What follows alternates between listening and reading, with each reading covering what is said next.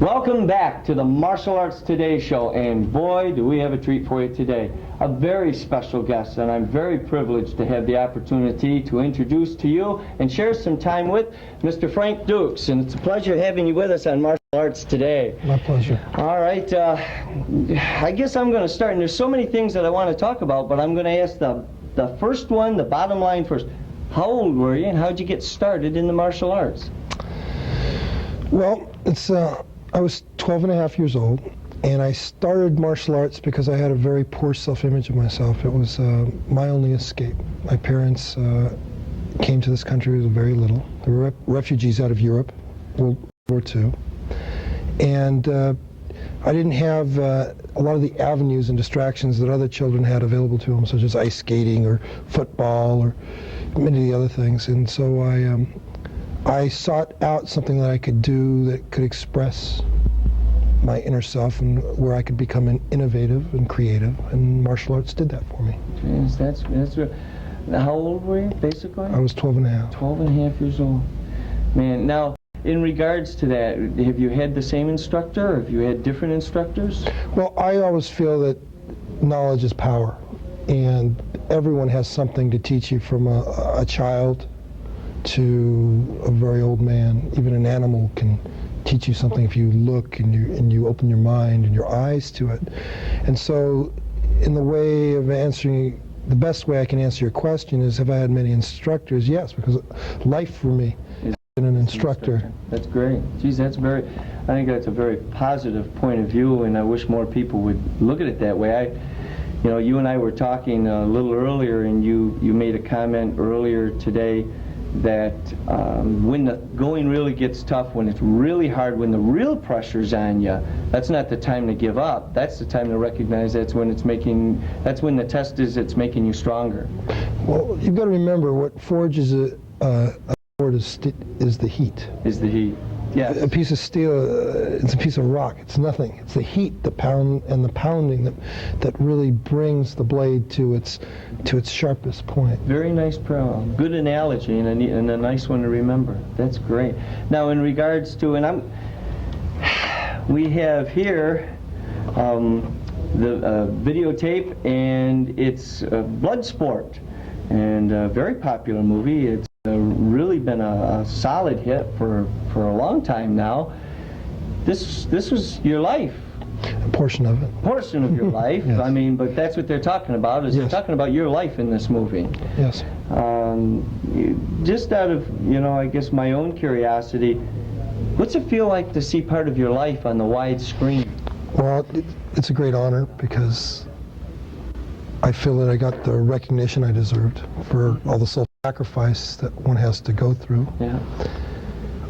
It's very easy to get caught up in the Hollywood scene and let it affect your ego, but I've always used opportunities as stepping stones in my life to further myself, in the sense of how I contribute to society and how it can contribute back to me in ways that go beyond the monetary. It's like the old adage, you can look at life and say, okay, what is life? Is it a game, how many toys we can collect, the fast cars, big houses, and whoever gets the most toys wins. Or you can look at life and say, okay, how do I want to be remembered? And for me, I want to be remembered as a person who's loved people and gave people a sense of worth, and enlightened them to the ways of the martial arts, that it can give them worth and enrich their lives the way it enriched mine. And to be also be loved back, and to love people and to be loved back. And I think it's a very important concept. And I know a lot of people use love in many different terms, but I see the martial artist in its origin as a peacekeeper. And part of keeping the peace is prevention. And I find that if you give people a sense of self-esteem, you can correct problems of violence. The majority of violent crimes in this country, for example, have been committed because they're drug-related. 80% of these prisons are drug related. Yeah. We find the majority of the people who do drugs and the people who are in the drug business all suffer from a very low self-esteem. Interesting.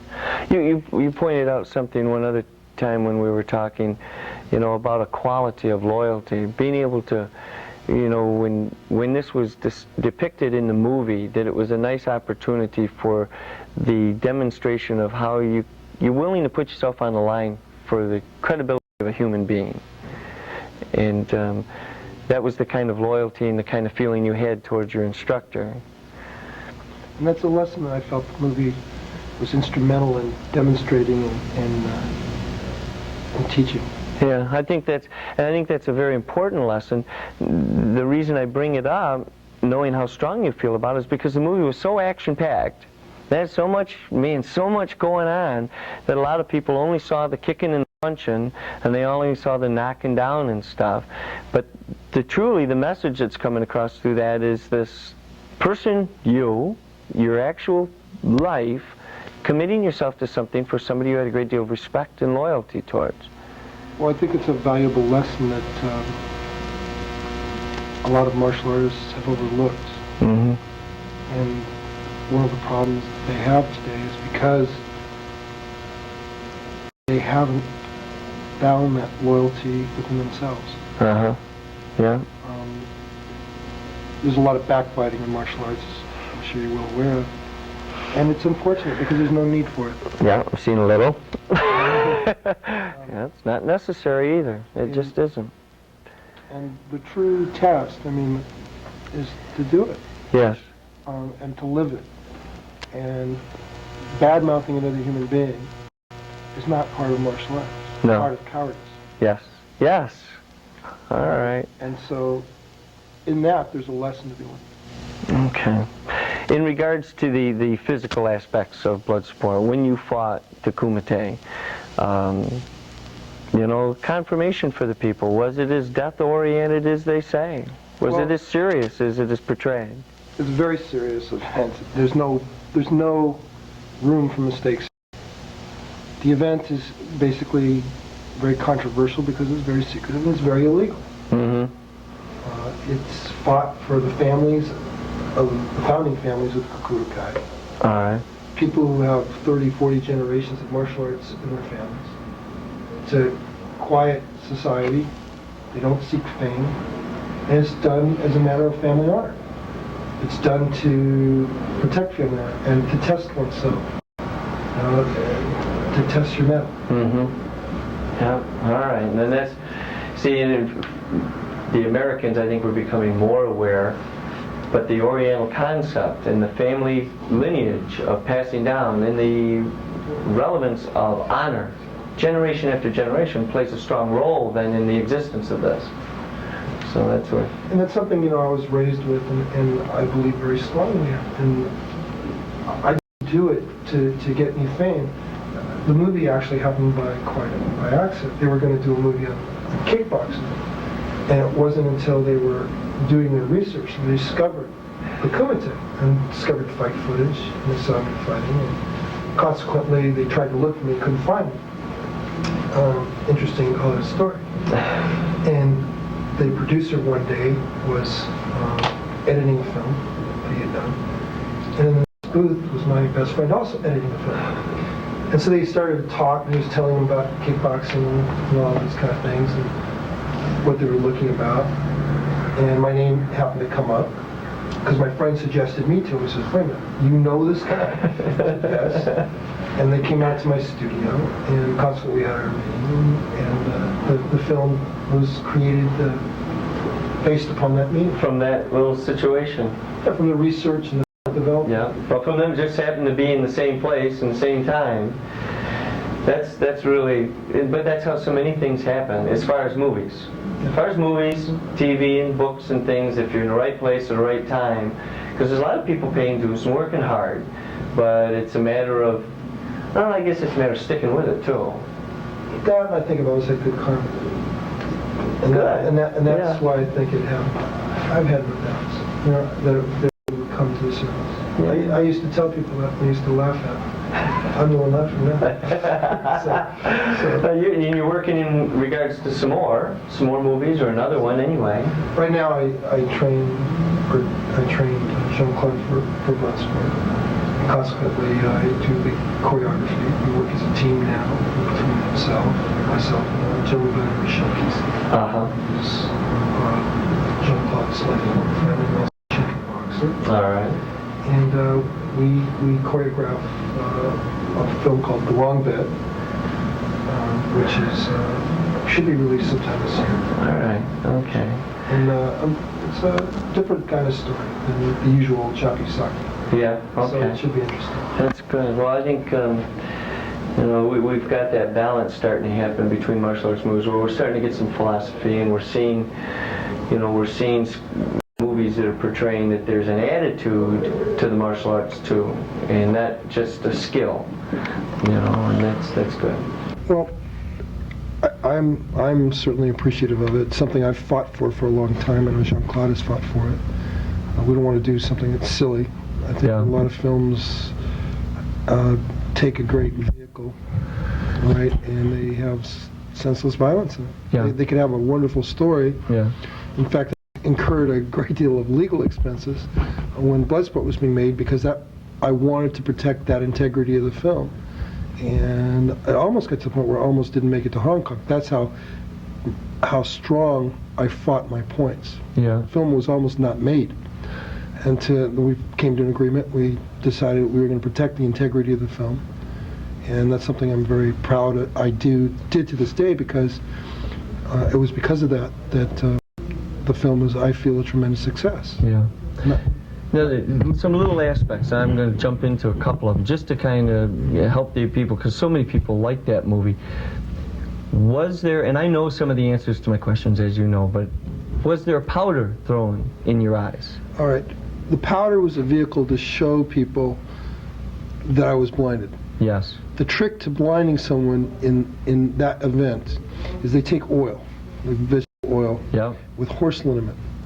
They'll put it on and they'll keep their hands pretty tight during the fight. And they're fighting. At the right moment, you snap it and it would snap off and you can snap into someone's eye. All right. And that's what happened to me. All right. At that point, was it that you lost your sight, or was it that your sight was impaired enough that it was better to go with your mind and your insight? Well, I never limited myself as a fighter just to my eyes. It's something I'm taking pride in, and as you saw in the seminar, I demonstrate that skill and ability. Something I learned from a blind person. Yeah. My instructor also was well aware of this trick, and it had been played on him in the past too. So we had trained for just that event, in case that had happened. Yeah. I was just kind of surprised that it happened in the final match, that it would take that long before it would be played upon me, that it didn't happen earlier on. But nonetheless, that's what happened. Besides a tremendous amount of burning and tearing, it almost becomes at some points intolerable to open your eyes. Okay. Because of the pain, because you want the solution to keep wiping that thing away. Yeah. And I almost went blind. I lost a great deal of vision due to the burning. And fortunately, I was able to knock the man out and knock people out in a very quick time. And in the case of Chong Li, when I fought, I was able to bring him to submission. Yes. In a speedy fashion. Yes. To give me the opportunity to go wash my eyes out. Yes. Because they don't call off the event. When you become champion, you have to prove by combat. No technicalities, no things. And that's, I think, what he was trying to do. It wasn't so much to blind me and try to beat me and knock me out in the real life. He wanted to blind me to the point where I couldn't see that they would call the event and that would be it. Yes. And then he would still be champion. All right. Now he submitted in the movie, and in real life he submitted, which is, and it's not an act of cowardice, it's a choice. Yes. But that must have been an extremely difficult choice, because that was his lifeline, really, wasn't it? Yes. Chong Li was the type of person who prided himself. I mean, this was everything to him. This was his life. He came from nothing. He was a Korean peasant, essentially, who clawed and fought his way to the top. And he became extremely vicious because he perceived that this was all he had to his life. And in that moment of truth, he had to face the fact that this was not the only part of his life, that he could live and go on. And he was given a choice to live or to die. Yes. Because with him there was no choice. You had to put him in that position. Yes. And he would brag openly that he would choose death. And he was a very, very tenacious fighter, to say the least. Very hard. I respect him a great deal. We are in contact with each other from time to time. But there's a lesson to be learned from that. A lot of people look at him and say, "Oh, what a coward," or this, that. And quite the contrary. The fact that he admitted failure and was willing to work beyond failure, he achieved victory. Victory. That's, yeah, very good. Now, another line. Now, most people refer to you, and not that many people, they're getting to know your name, they refer to you as Mr. Frank Dukes. But you're Master Dukes. You have a school, and different locations, don't you? Or is it one main location? Well, right now, I have schools throughout the world, actually. All right.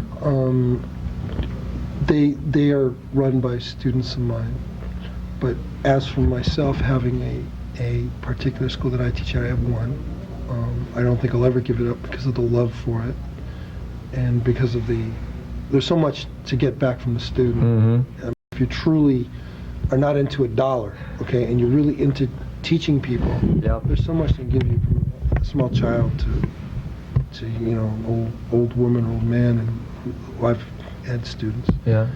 And a tremendous amount of satisfaction. So that's got no price for me. If the school was never making a dime, I would still probably, I would still do it. And in fact, in the past, there were times when I had to work other jobs to pay for the school, yeah, to subsidize it, because I was very concerned about the quality of instruction versus the quantity of students. Yeah. Now, not to embarrass you, but you speak of your love for the students and what you've done. You've gotten into areas for handicap and tell us a little bit about that. I'm going to bring it all out, boy. These people just don't know all the things you're doing. You're doing so much. I've been very successful working with handicapped children and paraplegics. One success, we were featured on That's Incredible. I took a young man named Les Toth. And Les had never walked before. He had suffered from cerebral palsy since he was born. The doctors gave up on him. They said, forget it. His muscles had atrophied beyond. In addition to that, they cut it. They cut a lot of the tendons to shorten him up. And what happened is that he'd lost pretty much a lot of hope in his life. He lost guidance, and he was vegetating in this chair. And the martial arts had an allure to him, like for many people. It was something. It was his last hope. Yeah. And he called. He'd seen a lot of magazines. He called several studios and turned them down. And just as he was losing hope, he called my studio. He said, "Look, my name is Les. I'm in a wheelchair. Can you help me?" And I smiled and I said, "Les, no problem. Why don't you come in?" He came in, and being disciplined the way I am, by that I mean my training, I don't go by Western medicine, right? My concept of medicine is quite different. He walked in, I checked his legs, and I said, "No problem, I'll have you walking in 3 months." His mother looked at me and she said, "You're nuts." Basically, she gave me that look. Here's a kid who's 16 years, never walked in his life, never got up out of his chair without somebody helping him to go to the bathroom, etc. Well, in 3 months, at that point, by the way, when he came in, I had a student by the name of Scott Sola, who worked from Landsberg Productions. And he decided he was going to really test me on this one. And he decided he was going to keep film footage and film what was going on without my knowledge. Yeah, yeah. Which he did. And he was a doubting Thomas at first, but it changed. I mean, he was changed by the truth of the thing. I understood what was going on with Les. There's an ancient technique called chuaka, which goes back to the Mongols, how they would repair themselves during battle or before battle, so they were almost invincible. You could actually cut them across the abdomen; they would not bleed. And some martial artists even give a demonstration of that today by putting bicycle spokes through their arms. Yeah. Same thing with hypnotists; they do the same thing. Yeah. In this situation, though, with Les, to shorten up the story, I worked with him for a period of 3 months. We knocked his weight down from like 225, when he was 5'2", to about 175. And by the end of that 3 months, I had him up, and in front of the cameras, in front of everyone with That's Incredible. Excuse the interruption. We're presently having some microphone difficulties. And take a look at some footage of some of the things that you were doing during this teaching seminar, and then we'll talk about them. 4 people with their hands palm up.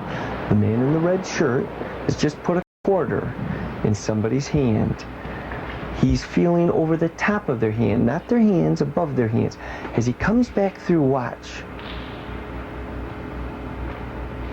Without seeing, he knew the quarter was in that palm and snapped it out as quick as you'd swat a fly. Held the quarter up. Very impressive. Totally blindfolded the whole time. The quarter is removed, and now, still blindfolded, unable to see. And by the way, I myself had an opportunity to check the blindfold, as well as many of the other participants. He's going to have 3 of these people stay up, touch his shoulders so that he can feel their arm, and 3 are going to stay up, and he's going to ask them to circle him, move around, and then when he says to stop, they'll stop, and he's going to find them. He's going to know where they are by his senses, by his awareness. Again, some of the skills of the ninja. Now, as they move around, he's telling them they can move freely any directions they wish. Now watch the one gentleman in the white pants cut back, nobody knowing he's going to do it, fall out of the sequence he was in and go all the way back to the other side. He not only is going to find them, ladies and gentlemen, he's going to identify them by name as to the names they gave him while he was blindfolded. He looks for the one that should have been in the middle. No, he's behind him. He finds all 3 and identifies them by name simply by the sense of touch when you touch their arms. Now, if that wasn't amazing enough, he has 2 sit down, asks 1 to stand. He tells him to move freely. He says, throw a technique. Blocks it while he's blindfolded, finds all the striking areas. Again, throw a kick, finds it. Easily finding his target. Bang, bang, good control, beautiful control. And brings down the attacker with a blindfold. Now watch this. Now he's going to tell this gentleman to move freely. And through his senses, he's going to stay with him. Let's watch it for a moment.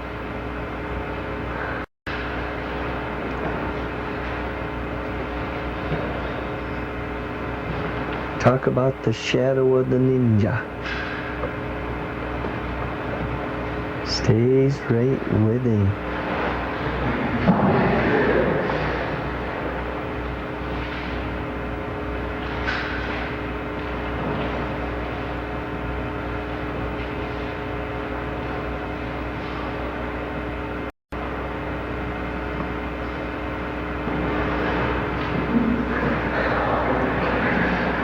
Now, if that isn't enough, as this concludes, watch carefully as the people clap for the success that he was able to follow him so well.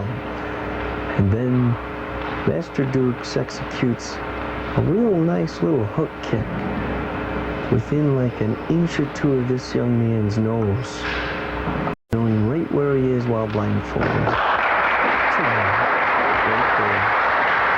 Beautiful presentation. Beautiful presentation. The Frank Dukes Teaching Seminar. Holy cow. Now I was there and I saw this, and still it's like really, really impressive. You demonstrated some skills that, you know, I've seen a lot of martial artists. And the coin, there's 4 people. They put a coin in one's hand, and you move your hand back and forth, and bang! Now, not only did you snap the coin out of their hand in the brisk blink of an eye, but you knew where the coin was. How? Because you were blindfolded, and for our viewing audience, you couldn't see a thing. I was there.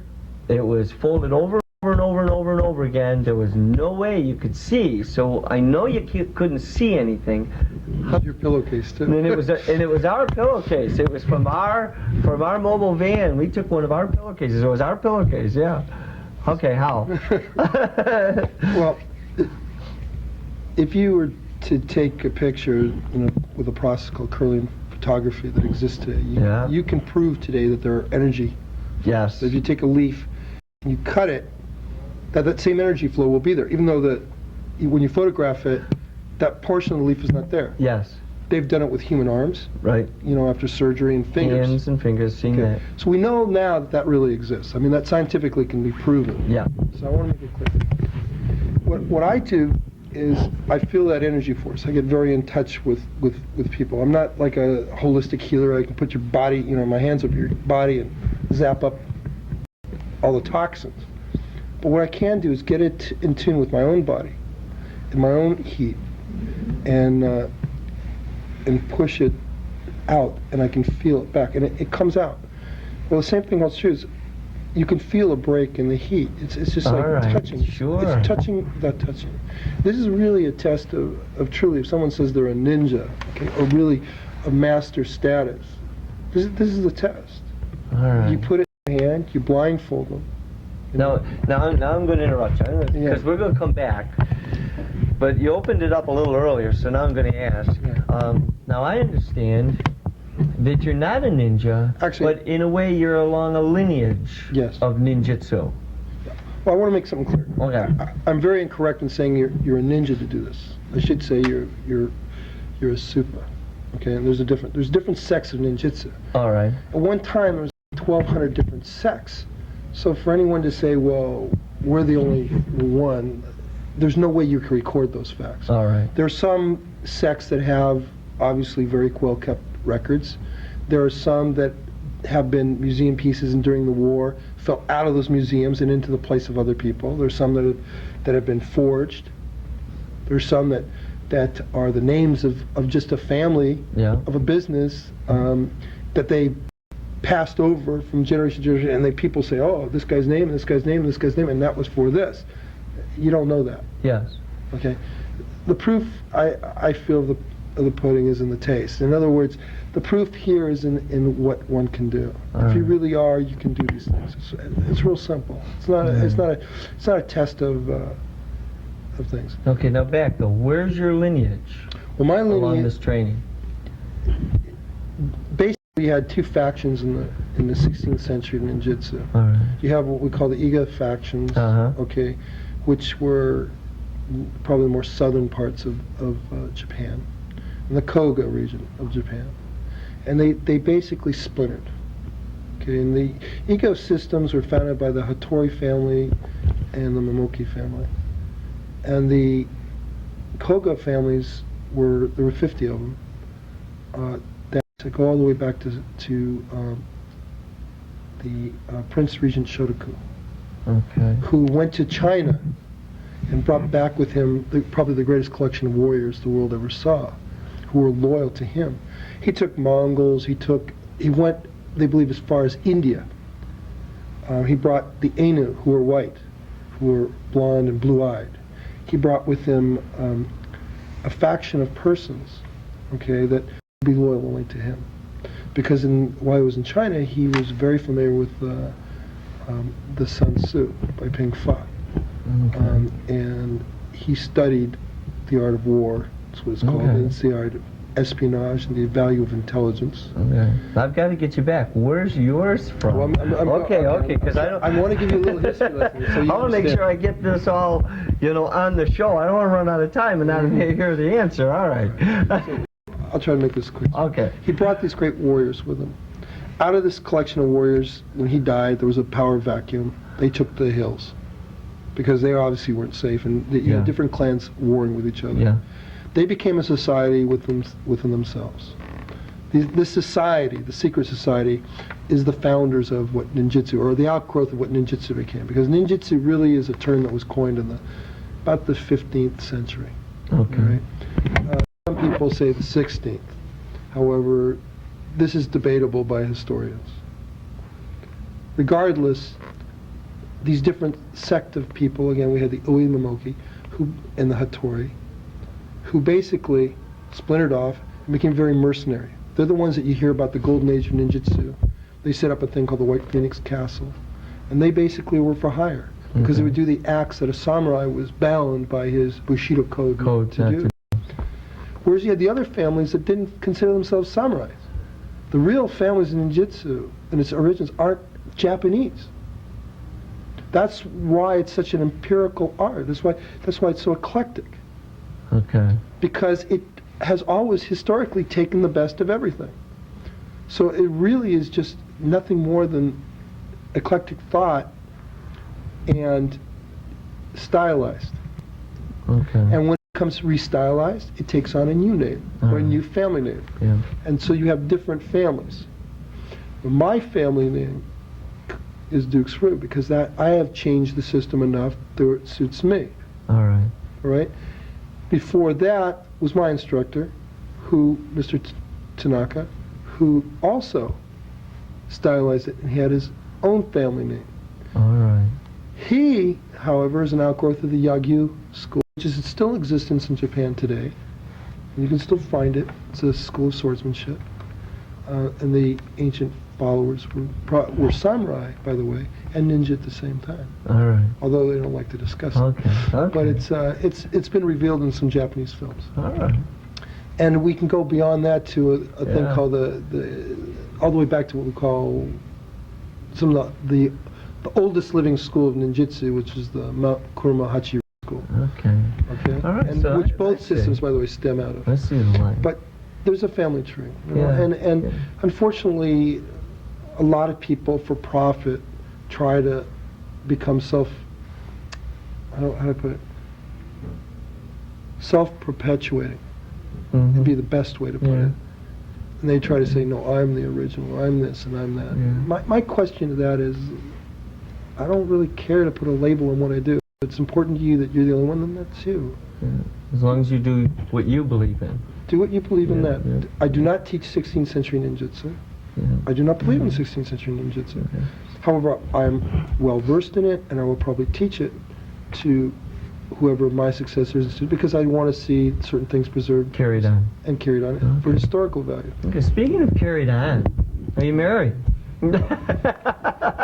Yes, to the martial arts. Oh boy, have I heard this one before. Okay, that means you're eligible. Okay, I just letting you know. No, I just This is an uppercut. You haven't seen Kumite until you've seen the world coming at, till the female world is coming at you. The martial arts. And what do you think about women in the martial arts? I think they have a value place in the martial arts. I think historically, if you look at them, they've always had a place in the martial arts. It's unfortunate a lot of people aren't aware of that. I mean, probably one of the greatest warriors of all time was a woman. A lot of people don't know that. She fought with a naginata. She killed 80 samurai in a single battle. 80. So I wouldn't want to... and for the viewers that know my wife, you just made my wife very happy. She trained in Japan with the naginata, and that's what she competes with. So you made her tickle pink. All right, that's unusual. I didn't know that. I don't know. Joe may have, but I didn't know that. The most famous warrior. The most famous. That's incredible. That's great. I know of ninjitsu. Of ninjitsu. Now, in regards to the footage we just watched again, you had some people around you, and it didn't matter which way they moved. We only had a small part of that, but it didn't matter which way. You knew where they were. The other thing that I didn't understand is you got the names of 3 of them, and you let them move around you. And then you not only indicated where they were, but who they were. How did you know who? Well, when I work with a person, every person... I saw you touch each one of them. They put their hand out and you touch their wrist and their hand. Because by doing that, I can sense the differences between the people. See, everyone's individually different. Their heart beats at a different rate. They breathe differently. It just takes the time enough to notice it and recognize it. And then it's just like seeing them. You can count, like in your head, how many beats before the next breath for this one person. Beats to the next one for this person. So that's just one aspect or technique. And I know what our time is, so I know that we've got, there's so much that I like. We're going to have to get together again, I hope. But before we wrap it up, is there anything you'd like to share with the young boys and girls, the karateka out there, any piece of information that you'd like to share with them? Yeah, I'd like to share with them the fact that it doesn't matter what discipline you're in. Show respect for yourself and show respect for others. Because the martial arts is a tool. It's a finger pointing the way. If you focus only on the finger, you forget everything that it has to offer. It's a guide. It's not the end result. All right. And that's all I can say. That's great. Hey, that's very positive information in regards to the use of the martial arts, because truthfully, it is a tool that they train with and they study with. I don't know how else to say it except it's been an extreme pleasure. It's been very informative for me. The time off camera as well as on camera has been enjoyable. I don't know if any of the audience has noticed it, I've switched mics twice through this interview because we had a little mic situation, but it's been very, very informative just to watch your patience as we've gone through a whole afternoon here, and I really hope that we have an opportunity to have you as a guest again and share some time with us. The pleasure's all mine, and I feel very honored. Thank you. Thank you. There we have it, folks. Right now, what we're going to do is we're going to go to a short commercial break, and again, my special thanks to Master Frank Dukes and the time he spent with us. We're going to have more on the martial arts today, right after this short break. The Martial Arts Today show aired on NBC for 12 years, reaching over 3 million homes in the United States and Canada. Its host, Grandmaster Clifford C. Crandall Jr., traveled to 22 countries covering diverse martial arts styles and events. Grandmaster Crandall is the founder of the American Martial Arts Institute and American Eagle Style. He has made numerous contributions to the field of martial arts, producing instructional videos, books, including the American Eagle Style textbook and the American Eagle Style self-defense DVD. These resources share the American Eagle Style with the world and help its instructors teach its students. In addition to traveling around the world as host of the Martial Arts Today show, Grandmaster Crandall has led several martial arts teams on international cultural exchange tours. In 1994, he coached and led the first American martial arts team to perform by government invitation for the People's Republic of China. The team carried letters from President Clinton, Vice President Gore, and numerous senators and congressmen. The presidential letter was read before each performance. A 30-minute documentary was produced to chronicle the trip and its historic significance. He led similar trips to Russia, Japan, Australia, Italy, and the Caribbean. Grandmaster Crandall has appeared in many martial arts magazines promoting safety and awareness for people of all ages and abilities. He has promoted child safety internationally, is the Central New York spokesperson for McDonald's Corporation, and set a Guinness Book World Record for breaking boards while skydiving as a publicity effort for the need for child safety education. Grandmaster Crandall is also the headmaster of Takenouchi Hanganru Matsuno Crandall, a 300-year-old Iaido style. Grandmaster Crandall's certified position and title were bestowed to him by his late instructor, Headmaster Tsuneyoshi Matsuno, during a traditional ceremony in Japan in June of 2002. Grandmaster Crandall has documented these styles in both textbook and DVD format. Prior to becoming a full-time professional martial artist, Grandmaster Crandall was a superintendent of schools, a high school principal, an elementary school principal, and a classroom teacher in the state of New York. To learn more about Grandmaster Crandall and the American Martial Arts Institute, visit www.amai-eaglestyle.com.